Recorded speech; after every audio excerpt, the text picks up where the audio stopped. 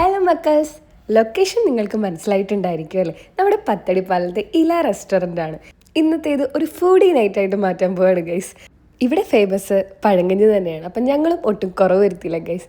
കടലയും കപ്പയും മുകളിലൊരു നെല്ലിക്കയും സൈഡിൽ സവോളയും ഒക്കെ വെച്ചിട്ടൊരു പഴങ്കഞ്ഞി സെറ്റപ്പ്, നല്ല കട്ട തൈരും, സൈഡിലായിട്ട് കോവയ്ക്ക മെഴുക്കുവരട്ടി ഉണ്ടായിരുന്നു, പിന്നെ ഇഞ്ചിമ്പുളി ഉണ്ടായിരുന്നു കേട്ടോ.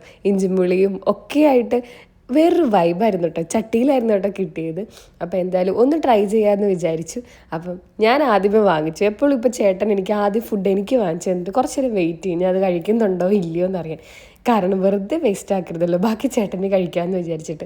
പക്ഷേ ഞാൻ പറഞ്ഞു, ചേട്ടാ വാങ്ങിച്ചോളൂ, ഇത് ഞാൻ ഫുൾ കഴിക്കും എന്ന് പറഞ്ഞു. അങ്ങനെ ഒരു ചട്ടിയും കൂടെ പോരട്ടെ എന്ന് പറഞ്ഞു. എന്നിട്ട് ഞങ്ങൾ രണ്ടുപേരും കൂടെ ഒരു പിടി അങ്ങ് പിടിച്ചു ഗൈസ്. സ്റ്റാർട്ടിങ് ട്രബിൾ ഉണ്ടായിരുന്നു എനിക്ക് കേട്ടോ.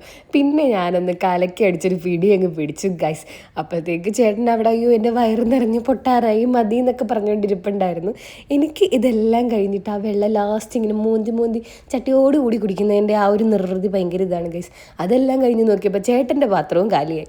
അപ്പം നിങ്ങളും ട്രൈ ചെയ്യണം കേട്ടോ ഇല റെസ്റ്റോറൻറ്റ്. അപ്പോൾ ബൈ ബൈ.